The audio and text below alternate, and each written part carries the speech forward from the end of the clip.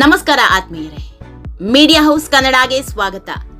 ಕಳೆದ 2-3 ದಿನದಿಂದ ಪ್ರದೀಪ್ ಈಶ್ವರ್ ಹಾಗೂ ಕುಮಾರಸ್ವಾಮಿ ಮಧ್ಯೆ ದೊಡ್ಡ ಮಟ್ಟದಲ್ಲಿ ಟಗ್ ಆಫ್ ದಿ ವಾರ್ ನಡೀತಾ ಇದೆ.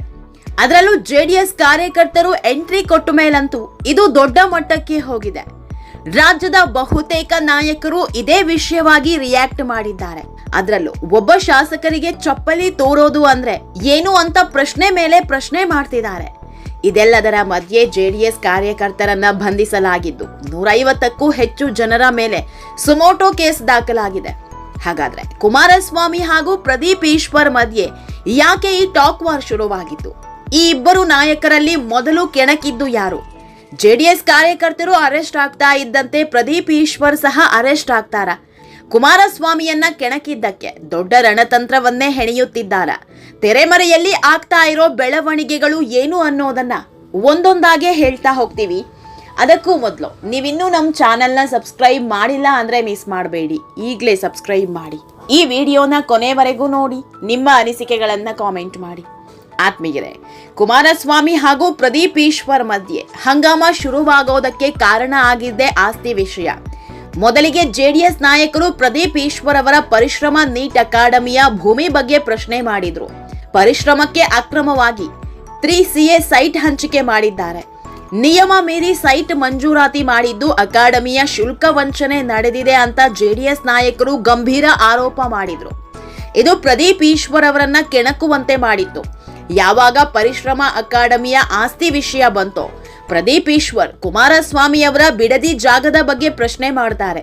ಅನಿತಾ ಕುಮಾರಸ್ವಾಮಿ ಹೆಸರಲ್ಲಿ 32 ಎಕರೆ ಖರೀದಿ ಮಾಡಿದ್ದೀರಿ, ಈ ಜಾಗವನ್ನ ಹೇಗೆ ಖರೀದಿ ಮಾಡಿದ್ರಿ ಅಂತ ಪ್ರಶ್ನೆ ಮಾಡಿದ್ರು.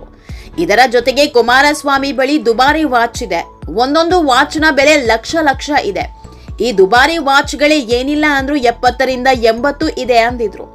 ಇಲ್ಲಿಂದಲೇ ನೋಡಿ ಬೆಂಕಿ ಹೊತ್ಕೊಂಡಿದ್ದು. ಪ್ರದೀಪ್ ಈಶ್ವರ್ ಅವರ ಹೇಳಿಕೆಗೆ ಕುಮಾರಸ್ವಾಮಿ ಖಾರವಾಗಿ ರಿಯಾಕ್ಟ್ ಮಾಡಿದ್ರು.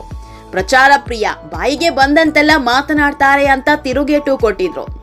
ಯಾವಾಗ ಕುಮಾರಣ್ಣ ಸಿಡಿದೆದ್ರು ಅವರ ಅಭಿಮಾನಿಗಳು ಕೂಡ ರೊಚ್ಚಿಗೆದ್ದಿದ್ರು. ಅದಕ್ಕೆ ವೇದಿಕೆಯಾಗಿದ್ದು ಮಾತ್ರ ಕೆಂಪೇಗೌಡ ಅವರ ಜಯಂತಿ ಕಾರ್ಯಕ್ರಮ. ಜೂನ್ 27ನೇ ತಾರೀಕು ಚಿಕ್ಕಬಳ್ಳಾಪುರದಲ್ಲಿ ಕೆಂಪೇಗೌಡ ಜಯಂತಿ ಮಾಡಲಾಯಿತು. ಇದು ಸರ್ಕಾರದ ವತಿಯಿಂದ ನಡೆದ ಅದ್ಧೂರಿ ಕಾರ್ಯಕ್ರಮ. ಕೆಂಪೇಗೌಡ ಅವರ ಜಯಂತಿ ಅಂದ್ರೆ 3% ಜನ ಸೇರಿದವರೆಲ್ಲ ಒಕ್ಕಲಿಗರೇ. ಈ ಕಾರ್ಯಕ್ರಮದಲ್ಲಿ ಪ್ರದೀಪ್ ಈಶ್ವರ್ ಕೂಡ ಭಾಗಿಯಾಗಿದ್ರು. ಯಾವಾಗ ಜೆಡಿಎಸ್ನ ಒಕ್ಕಲಿಗ ನಾಯಕರು ಪ್ರದೀಪ್ ಈಶ್ವರ್ ಅವರನ್ನ ನೋಡಿದ್ರು ಅಲ್ಲಿಂದಲೇ ಬೆಂಕಿ ಹೊತ್ಕೊಳ್ತು. ಒಕ್ಕಲಿಗ ನಾಯಕರಾಗಿರೋ ಕುಮಾರಸ್ವಾಮಿಯನ್ನ ಅವಮಾನಿಸಿದ್ದಾರೆ. ಹೀಗಾಗಿ ಈ ಕಾರ್ಯಕ್ರಮದ ವೇದಿಕೆ ಮೇಲೆ ಪ್ರದೀಪ್ ಈಶ್ವರ್ ಕೂರಬಾರದು, ಈ ಕೂಡಲೇ ವೇದಿಕೆಯಿಂದ ಕೆಳಗಿಳಿಬೇಕು ಅಂತ ಪ್ರತಿಭಟನೆಗಿಳಿದಿದ್ರು. ಶಾಸಕರ ವಿರುದ್ಧ ಆಕ್ರೋಶ ವ್ಯಕ್ತಪಡಿಸಿದ್ರು.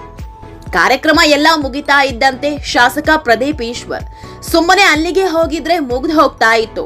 ಆದ್ರೆ ಕಾರ್ಯಕ್ರಮ ಮುಗಿಸಿ ಹೊರಟಿದ್ದ ಪ್ರದೀಪ್ ಈಶ್ವರ್ ಎಲ್ಲರ ಮುಂದೆ ತೋಳು ತೊಟ್ಟಿ ಅಬ್ಬರಿಸಿದ್ರು. ಇದು ಜೆಡಿಎಸ್ ಕಾರ್ಯಕರ್ತರನ್ನ ಮತ್ತೆ ಕೆರಳುವಂತೆ ಮಾಡಿದೆ. ಹಲವರು ಶಾಸಕರು ಅಂತಾನು ನೋಡದೆ ಚಪ್ಪಲಿ ತೂರಿದ್ರು. ಇದು ದೊಡ್ಡ ಸುದ್ದಿ ಆಗ್ತಾ ಇದ್ದಂತೆ ಕಾಂಗ್ರೆಸ್ ನಾಯಕರು ತಮ್ಮ ಶಾಸಕನ ಪರ ನಿಂತರು. ಅಲ್ಲಿವರೆಗೂ ಇಬ್ಬರ ಮಧ್ಯೆ ಇದ್ದ ಜಿದ್ದಾಜಿದ್ದು ಈಗ ರಾಜಕೀಯ ನಾಯಕರ ನಡುವಿನ ಸಮರಕ್ಕೆ ನಾಂದಿ ಹಾಡಿದೆ. ಅಲ್ಲದೆ ಶಾಸಕರ ಮೇಲೆ ಅವಾಚ್ಯ ಶಬ್ದಗಳಿಂದ ನಿಂದಿಸಿದ್ದಲ್ಲದೆ ಚಪ್ಪಲಿಯನ್ನೂ ತೂರಿದ್ರು.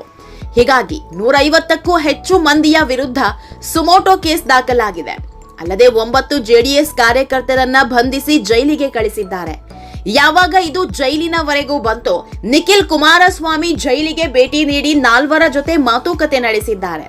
ಅಲ್ಲದೆ ಬಂಧಿತರ ಮನೆಗಳಿಗೂ ಹೋಗಿ ಧೈರ್ಯ ತುಂಬಿ ಬಂದಿದ್ದಾರೆ.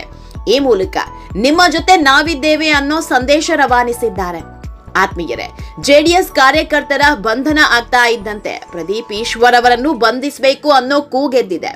ಚಪ್ಪಲಿ ತೂರಿದವರನ್ನ ಬಂಧಿಸೋದಾದ್ರೆ ಅದಕ್ಕೆ ಪ್ರಚೋದನೆ ಕೊಟ್ಟವರನ್ನ ಬಂಧಿಸಬೇಕು ಅನ್ನೋದು ಜೆಡಿಎಸ್ ನಾಯಕರ ವಾದ.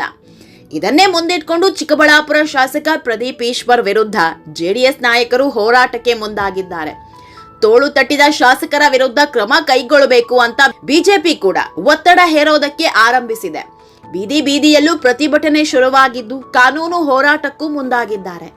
ಅಮಾಯಕರನ್ನ ಬಂಧಿಸೋದೇ ಆದ್ರೆ ಇದಕ್ಕೆ ಪ್ರಚೋದನೆ ಮಾಡಿದವರನ್ನೇಕೆ ಸುಮ್ಮನೆ ಬಿಟ್ಟಿದ್ದೀರಿ ಅನ್ನೋ ಹೋರಾಟ ಶುರುವಾಗಿದೆ. ಆತ್ಮೀಯರೇ, ಆಸ್ತಿ ವಿಷಯಕ್ಕೆ ಶುರುವಾದ ಗಲಾಟೆ ಈಗ ಜಾತಿ ರಾಜಕಾರಣಕ್ಕೆ ತಿರುಗಿದೆ. ಒಕ್ಕಲಿಗ ನಾಯಕರನ್ನ ಅವಮಾನ ಮಾಡಿದ್ದಷ್ಟೇ ಅಲ್ಲದೆ ಒಕ್ಕಲಿಗರನ್ನ ಜೈಲಿಗೆ ಕಳಿಸೋ ಕೆಲಸ ಮಾಡಿದ್ದಾರೆ ಅನ್ನೋದು ಬಿಂಬಿತ ಆಗ್ತಾ ಇದೆ. ಇದು ಸರ್ಕಾರಕ್ಕೂ ದೊಡ್ಡ ತಲೆನೋವಾಗಿದೆ. ಯಾಕಂದ್ರೆ ಒಂದ್ ಕಡೆ ಕಾಂಗ್ರೆಸ್ನ ಶಾಸಕ ಅನ್ನೋದು, ಇನ್ನೊಂದ್ ಕಡೆ ಒಕ್ಕಲಿಗ ಸಮುದಾಯ ಎಲ್ಲಿ ಜೆಡಿಎಸ್ ಪರ ನಿಲ್ಲುತ್ತೆ ಅನ್ನೋ ಭಯ. ಹೀಗಾಗಿ ಡಿಕೆ ಶಿವಕುಮಾರ್ ಅಡಕತ್ತರಿಯಲ್ಲಿ ಸಿಲುಕಿದ್ದಾರೆ. ಆದ್ರೆ ದಳಪತಿಗಳು ಮಾತ್ರ ಇದನ್ನೇ ಅಸ್ತ್ರ ಮಾಡಿಕೊಂಡು ದೊಡ್ಡ ಮಟ್ಟದಲ್ಲಿ ಹೋರಾಟ ಮಾಡೋದಕ್ಕೆ ಮುಂದಾಗಿದ್ದಾರೆ.